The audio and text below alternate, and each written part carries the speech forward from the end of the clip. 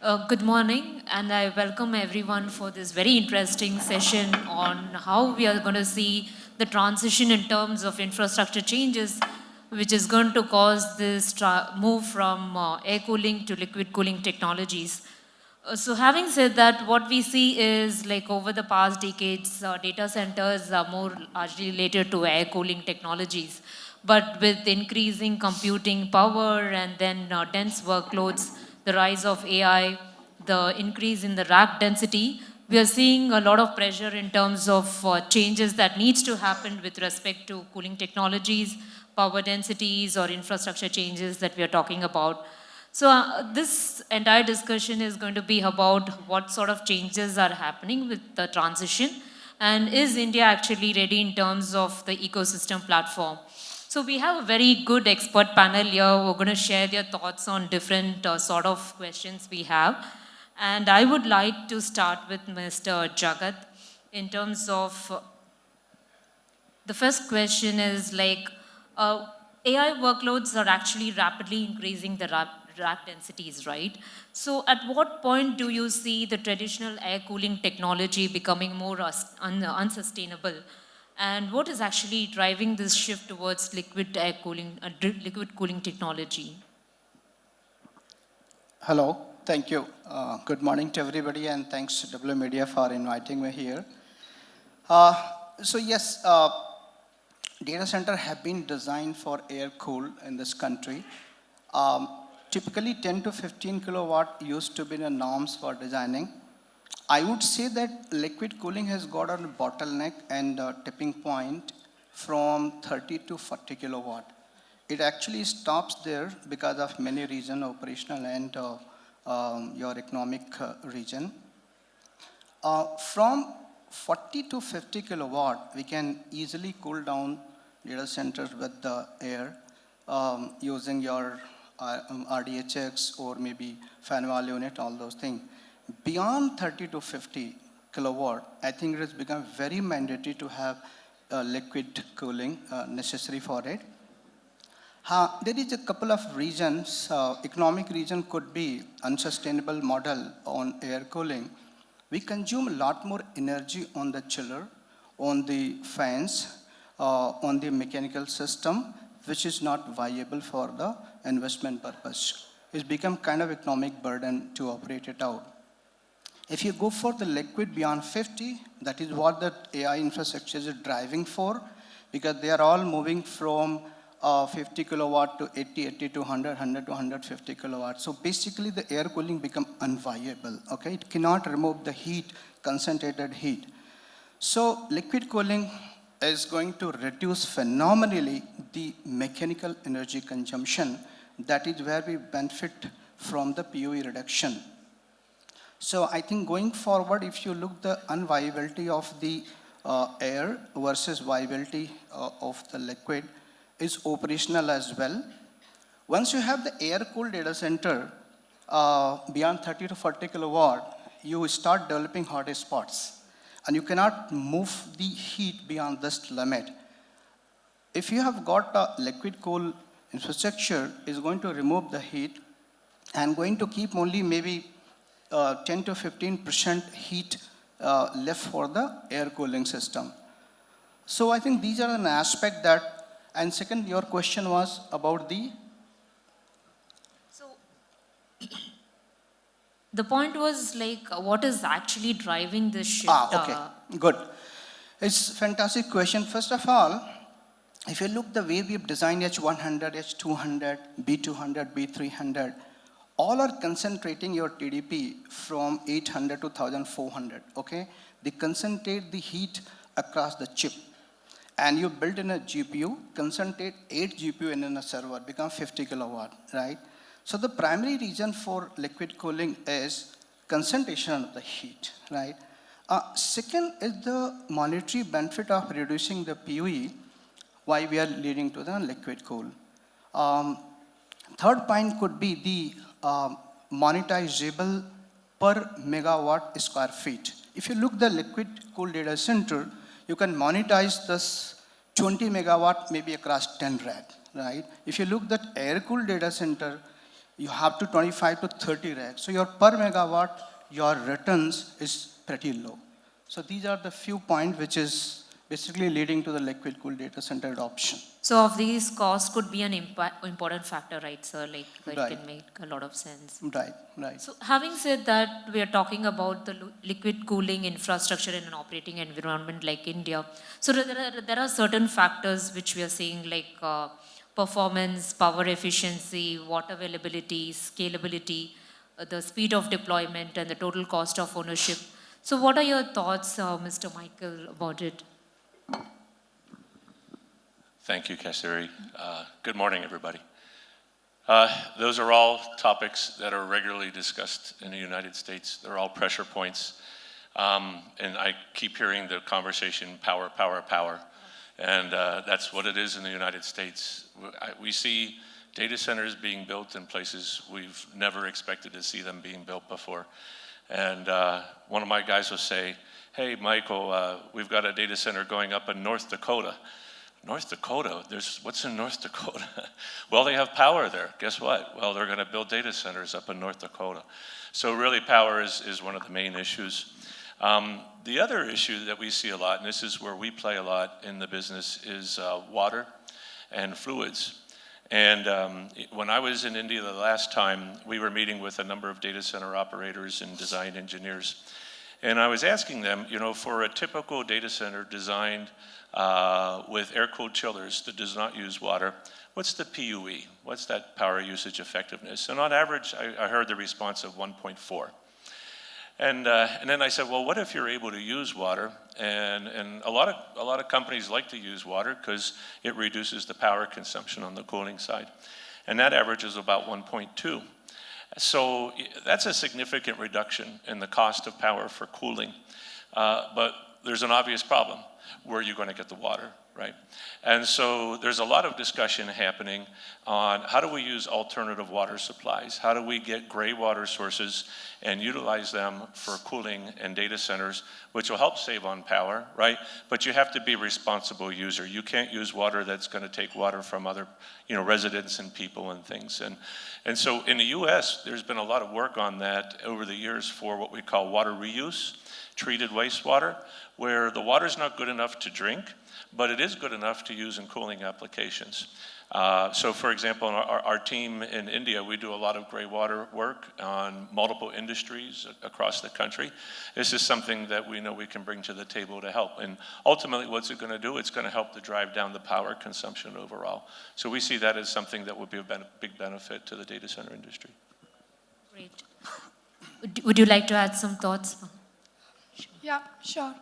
So I think because your question is more about what is driving the liquid cooling, and if you see what Jagat and Michael said, it's both the performance, because the kind of power requirements the GPUs and the servers require, it needs liquid cooling. So performance and scalability both is driving that change. And along with that, liquid cooling kind of automatically brings in the power usage and water usage effectiveness improvement for you. Within liquid technology, even like when we, because Shell is into the liquid engineering, we also see how can you extend the life of the liquid so you reduce further the water that is being used, right? So I think those are the primary factors.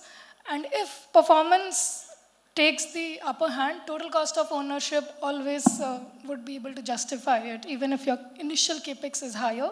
But because your PUE is lower, because power is the biggest OpEx, so your total cost of ownership, you actually would see a benefit with liquid cooling. So all these go hand in hand, right, like to make it more efficient. So I have another interesting question. So we are seeing India's ecosystems getting ready, right, like in terms of liquid cooling adoption. So from what is the transition from infrastructure and supply chain to specialized talent and operational expertise? There are changes happening over there. So what are your thoughts, Mr. Jagat, about it? How do you see it? In terms of How India is getting ready from this transition to infrastructure to specialized talent and operational expertise adoption? See, I would say that we are actually on build phase for AI infrastructure. We are just building it out, mostly for the training purpose. We are not operating. We are not having application for inferencing. I would see that when we built the whole data center earlier, we had mechanical engineer only for air-cooled infrastructure. Now when we're going to operate it out, this data center with liquid cooling, immersion cooling, you literally don't have trained staff and the people, right? We are still evolving it out. The fact is very, here, we actually depend on advice of OEMs today. We don't have our own self-sustaining model where we can operate data center on giga scale level, okay, seamlessly, frictionless, okay, operation with in-house technician. So we're still seeing it out, the adoption, very early stage now. I think we have to go a long way building the skills and dependency on the OEM side. But I think good part is there. One thing is happening in country now. There is homegrown and local now production on the CDU, on the PG5, on some of the cold plates. So that is very good news that now ecosystem is evolving in India, homegrown, but long way to go.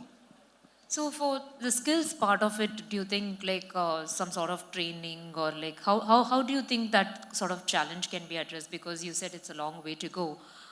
Where do you see the challenge being addressed?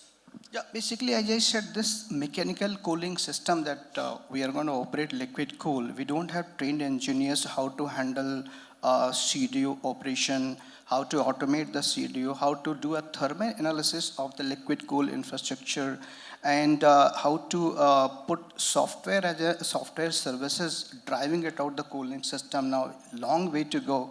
See, we were thinking to operate even a coolant control through the software. So going forward, the data center skills will be more like software-defined cooling, to be honest, okay? You can control compute, what you call compute capacity tied to the delivery of mechanical cooling. Okay, if that is the level we are looking to have gain efficiency, you must have trained people. We don't have such engineers. We have traditional, we have to actually upgrade the skills across the whole ecosystem. Look for this, our PG5, which is a coolant. There are very few distributor and people don't know how to replace, how to install, how to design. So there is a lack of skills in a couple of the areas. If we are going straight with liquid cool operation of the giga scale data center, I'm talking small scale, fine. We can still manage with OEMs. Yeah. Very interesting. So we are saying the beyond the technology itself and the skills that we spoke about, there are certain operational facilities or constraints that we are seeing in terms of deploying the liquid cooling technology itself, which could be related to maintenance complexity or like reliability to facility redesign and also long-term operational resilience. So what are your thoughts, Mr. Michael, about it? What are the biggest constraints we are seeing? Well, I can tell you that one of the struggles has been lack of standards.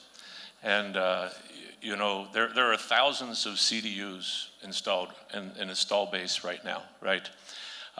There was just a paper released by ASHRAE in February of a standard way to test and evaluate CDUs. So what about before then? You have all people making claims, hey, I have this equipment, it'll do this, it'll do that. It took a long time for the standards to begin to catch up. So you need to be paying attention. You know, what is being released from ASHRAE, what is being released from ISHRAE, right? What are the standards that are out there? So that way, when you're looking at sourcing equipment and items, you know that you can evaluate that properly, and that's been a problem. And we've seen issues, you know, with things that are moving really fast. When you're doing something you've never done before, and you're trying to do it very fast, it's really easy to make mistakes. And you know, that's something that we're trying to help people understand is, hey, there's some things that you might want to look out for that could be pitfalls in the operation. And the other thing I would want to encourage all my friends in India here is in the US, India is where the US with AI data center growth was probably 2 years ago. And in the I've been doing data centers almost 20 years. I have never seen growth like it's been this last 2 years. It's amazing. I mean, it is just off the charts. And so what's happening is the experienced resources are getting scooped up very fast. So if you have a partner that are experts in engineering or contracting and building and equipment, it's good to have those partners. Are they going to be able to scale with you? And we're seeing a problem where, in the US, we call them the A-team. They're the experienced people that have done data center work. They understand the needs and the expectations. They're all busy. And so when somebody else wants to build a data center, there's no A teams. So now they need a B team or a C team. We see C teams, some contractors, they've never built a data center before. Now, if you're a data center owner operator, you'd probably be a little nervous with somebody who's never done it before to build your data center. And that's what's happening. And so with that, you have inexperience, you have lack of knowledge. So my encouragement is, get your resources strong and build up. If you're going to go from 1.7 gigawatts to 8 to 10 gigawatts in 5 years, that's a lot of human resources, it's a lot of engineers, there's a lot of education to get them to the level. And you made a good point about glycol, right? Like a lot of people don't know how to use glycol in these systems, how to apply it, how to monitor it. So there's definitely educational needs that people need to come up to speed. But the good thing for India is a lot of people have learned from mistakes in the United States. So learn from the mistakes. It will help you avoid mistakes. Thank you, Mr. Palak. Do you want to add some points to it? Yeah. So I think your question said, how do we address the challenge? And maybe I'm an optimistic. The way I see it, it is more about how do we learn with the innovation. Because this is a space in data center where transition is happening. And whenever there is transition, there is always, I think, reluctance or nervousness in the system, like how do we navigate it? So that being said, I think we are, as Michael also said, we are also working with agencies like OCP to build these guidelines on how do you standardize it. With liquid cooling, not just from testing aspects, which liquids would go, what are the parameters that needs to be there, because as you navigate different temperatures or climates across the world, the guidelines which are set for US would not work for India because we have a very different temperatures and climates that we work with. So, and the other thing I think, because it's a space to learn, and it wouldn't mean that you make your mistakes and learn from that, we also see how do you develop the ecosystem, like how do you bring more partners of the ecosystem together to bring these learnings into the picture. And I think that is also a space we need to be very active about, not just like we have done the innovation and not talk about it, because as you share more as an ecosystem, the transition would be faster. And it would be, I think, an opportunity for everyone to innovate faster as well. So you would be working in setting the standards or the guidelines to take this forward, that side by side along with the other requirements. Yeah, that so makes the industries transition. like OCP, ASHRAE, these, like we work very closely with them. How do we standardize these applications, the testing, the parameters that is then okay for the industry to adopt? Right. So even within India, we are seeing like different sort of temperature changes, right? If it's Chennai, it's different, and the northern part is different. So those sort of considerations also, as you mentioned, have to be addressed, right? Yeah, but I think from standards perspective, we don't try and bring that many detailing because you can't put standards for every state. It would further complicate the system. That's the specificity of that would come more from the operations, like when you design your CDU, let's say, for example, what temperature profiles you need to tweak it to. Interesting. I just wanted to add a bit here, just for audience also. I met one of the friend actually in Singapore. He was sitting in a training institute in Chennai, only a liquid cool, get some engineer, train them, put in a live CDU, do a kind of demo POC model, give them certificate they are trained to handle CDU operation, okay? Now, how many engineer mechanical you hire and you know that he has handled the CDU, or seen at least CDU and coolant in life, right? So that is the real fact. We have to actually, skill development of India, like program we have, I don't know which side skill we have to develop, right? The market is going AI side, and our skill probably is not aligned to this, right? So there is an urgent need to mechanical become strategic layer for AI infrastructure, okay? You cannot ignore. Power is definitely there, must to have, but mechanical strategic layer now. It is enabler. Interesting, sir. I have one question for you again. In terms of retrofitting, what do you think operators should evaluate the trade-off between the upfront investment and the long-term efficiency gain when we are talking about retrofitting between the existing facilities and building AI-optimized campuses? So, This question for me? yeah. Okay, very interesting. Actually, this was, I think you're talking about the retrofit versus hyperscale, isn't it? Yes. Yeah. So I'll tell you, if you've gotten a business case and customer want immediate deployment, that is one criteria. There is in economics, there is a faster rate of return. You cannot be building the campus of 100 megawatt waiting for 24 months on approval. I think it is better to use that retrofit infrastructure where there could be advantage. Reason, you already got power approved, you already got your hybrid cooling system working, you got existing customer which can scale it out, right? You can monetize the fast, but if the density is 30 to 40 kilowatt, because that is tipping fine your air cool infrastructure, you can still do some rack-based CDU, still you can go maybe 50, 60 kilowatt, you can have RDHX solution. So your deciding factor for the retrofit versus greenfield is where the actually load should go. Should it go to greenfield? Should it go to the retrofit, right? If you are looking density as a roadmap, then the greenfield is the only choice for you because you got a scale to expand it out, right? You can have a CDU complete layout where you can have modularity built in the something, which is a constraint for retrofit. Retrofit is definitely got a constraint to scale it out, right? So I think trade-off should be your faster rate of return, the retrofit. So it is like a dual and hybrid strategy one has to follow. It cannot be only one because that could be not be decisive actually at this stage when we are just adopting the AI ecosystem now. We are not mature enough, right? We have to calibrate the hybrid strategy. Interesting. So do you agree with that, sir? Yeah, I can tell you most co-location companies I've talked to in US would prefer not to retrofit. It's just a lot more headaches. It's a lot more difficult. To do the greenfield build is much easier to do. You can build for scale, modular deployment. And, but the thing is, a lot of them are being asked to by their hyperscaler customers. So, you know, when your customer asks, well, then you need to do something, right? The other benefit, though, that I see to retrofit is sometimes data centers have a fair amount of stranded power, meaning they're allocated so many megawatts for that data center, but they're only using 60%, maybe or 50%. But the utility still has to have that power available because they're contracted to. So in places where you have a lot of stranded power, it could make sense then to do retrofits and say, okay, let's convert some to liquid cooling.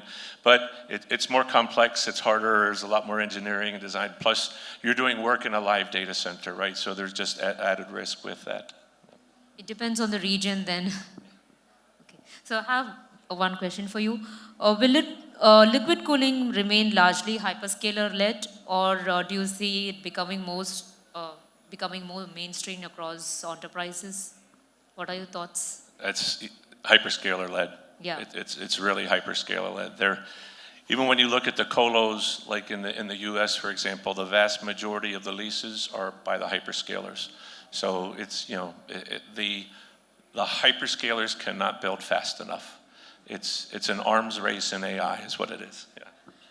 What are your thoughts? I think maybe I'll take it in two spaces. Within liquid cooling, there are two different technologies, right? One is DLC and the immersion. Within DLC, of course, it is right now hyperscaler-led, and they kind of would also define where the industry would go.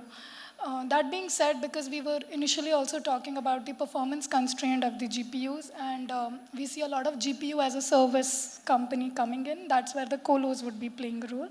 So it is going to be adopted as well by them largely, but the market share point, maybe it would still be hyperscale. And if you speak from the immersion point, I think immersion as a technology, if you talk from the technology adoption curve perspective, it is still much early in the stage. So that's where we see more of research, very specific use cases kind of deployments happening. But of course, in the next 3 years, as again the performance constraints start hitting from the power requirement at server level, that adoption curve from immersion would also start moving it to more large-scale deployment. But that is a space we'll see only in next 2 to 3 years. So it's going to take a lot of time for enterprises to become mainstream. Can I add point here? Sure, sir. See, while hyperscaler is talking only scale, okay, but there is a market for startup also, right? Exactly, There is a exactly. market for the POC also. There is market for research people also. There is a market for universities also, right? Where they will go. They cannot go hyperscaler. So I would favor people like us colo provider. We've got everything ready almost, except the last TCS technology you call in liquid cool, just to retrofit, okay? There is a two loop, primary loop or secondary loop. Co-location guys already got primary loop, okay? What we just plug in secondary loop, okay? Rack-based CDU. So I would also just give a credit and not discount what contribution co-location provider people can provide and do it. And enterprises will follow, because if you have to build your own autonomous, your sovereign cloud, okay, you don't have much choice except building your own infrastructure as enterprise. Very interesting. So I have a question for Mr. Rahul. We're talking about different technologies, DLCs and immersion. So what do you think the future is going to be? Is it going to be a combination of these, or like any specific technology playing a mainstream role? What are your thoughts, sir? Thank you, Kasturi. Vanakkam, Chennai. That's what we say when we are in Chennai, right? So, thank you very much for Naveen, from Naveen ji and his team, Athira, W Media team, for inviting me to this panel. And I'm glad that I accepted this panel to be part of this leadership, powerful dais here. Coming back to the question, there has to be a balance between what we are trying to do in various liquid cooling technologies. The reason is that we have to go back to the fundamentals of physics, right? We were saying, let us not mix electricity and liquid. Now we are actually doing it. Now we are actually immersing our printed circuit boards, microprocessors into liquid. Of course, it's not pure water, it's a different type of liquid. But how to do it? So I think what you ask is a very genuine question. Right now, everyone in the industry is learning. We are learning from OEMs, we are learning from our customers, we are learning from various use cases, we are learning from our POCs, as Jagat said. We need to continue on this journey. We cannot say, for the next 3 years also, I think we are very kind of unconventionally, saying that, okay, let us try to learn and continue our journey towards what we want to achieve in future. We have people from here, Shell, who are actually, building this liquid, working on this liquid, trying to see how it can be optimized further. We spoke about the capability stack or the capability peak that the GPUs might have already achieved in NVIDIA GB300 racks, right? We need to understand how the performance can be improved further. So, as a summary, what I'm trying to say, we are not there yet. We are still learning. The curve has just started. Someone in the morning, the previous session was talking about the hockey stick curve. We have just started the curve. And from Indian standpoint, I would say we need to spend more time on planning, less time on firefighting. In the morning session, there was Mr. Berry, who highlighted there we are doing 85% of firefighting. That will not work if we have to work on liquid cooling technologies, immersion technologies, DLCs. It's a very high-end, precision-based work that we have to do to ensure the GPUs give their best and to serve our customers, right? That is what I can do as a summary. So there's no one-stop solution. That's what I was. It will always be a hybrid solution, always. Any thoughts about it? You are developing the technology, so it will be interesting to hear from you as well. Yeah, I think even like as we work with the ecosystem partners, we try to constantly see how do we support the innovation from even hybrid technology perspective. For example, if you talk about immersion, we started with the tank setup of submerging. Now we are also talking about isotope, which is like at rack level, how do you provide immersion to meet the performance requirement of 100 kilowatt plus. So, and for that, how do you change the server design? How do you change the cooling setup? So that innovation also keeps happening, and that's where we also see the hybrid solutions would come into play. In fact, for our own Shell data center in India, we which was typically designed as an air-cooled data center, we designed it to become immersion ready as well. So we have immersion setup there as well. So it's a hybrid data center now, which has both air, DLC, and immersion, all in the production environment happening. And that's where I feel depending on your end consumer usage, depending on your end application usage, people would always try to optimize whether you need the air-cooled servers, whether you need the immersion-cooled servers or the DLC. And at least in the, you would, at least in the next 5 years, you would see a lot of that hybrid setup hence come into the play, because that optimization will keep happening by the infrastructure team, depending on what's the application. So it depends on the OEMs or the hyperscalers that we are talking about. Yeah, the end customer or the people who are building basically the algorithms, the infrastructure team, they would decide where do you make the maximum usage of your compute and lowest power. So that's where the hybrid setup can really work better. Interesting. So we spoke about different technologies, we spoke about the performance aspects and everything. So I have one last question to all of you. What would be one of the biggest barriers in terms of India moving towards this adoption of liquid cooling architecture? Barriers, right? Yes. The barriers are there, that is why we are here actually. One big barrier we want to talk about. Yeah, so see, in terms of, I'll say that today when we are designing the data center at hyperscale, we have got OEM advice for power separate, cooling separate, GPU separate, network separate, everything separate, okay?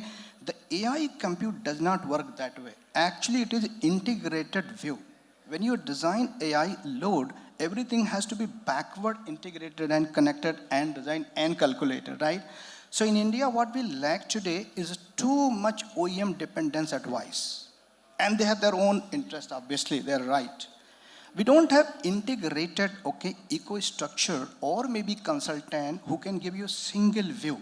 How do you scale from 80, 100, 150 kilowatt, okay, to for your power, for mechanical system, for your low latency network, etc., etc. So I will say that the integrated execution capability, one of the biggest hurdle for India that has to come up, that has to develop. And the whole ecosystem has to contribute. It cannot be pockets. It has to be interconnected. So the huge dependence on the Yeah, OEMs. integrated execution capability. So I would not call it as a barrier, but we need to constantly upgrade our workforce to work on these new technologies. As we are speaking, Control-S, for example, is spending a lot of energy, time, and money to send their subject matter experts, leaders, to various factories outside of India to witness their factory witness test, right? Factory acceptance test. They are trying to see how these CD units are actually manufactured, what are the challenges that are being faced. When they come back to India, they are suggesting changes to the OEMs. They are suggesting changes to the design itself. So that journey should continue. That is the only thing we should, talk about right now. For me, I think the only barrier would be if we don't want to innovate. I don't see any other barrier because we know this is the future and this has to be adopted. Interesting. I would say power, water, and educating more people in the workplace to increase that knowledge base for execution, for excellence. I think those are key factors. So we need people like you who have 20 plus years of experience in data centers to do the trainings. The data center is a fairly small community, even globally, so we can all share and help one another for sure. Thank you, thank you. So thanks for the useful insights, and I think it was a very interesting session to see the transition happening. Thank you.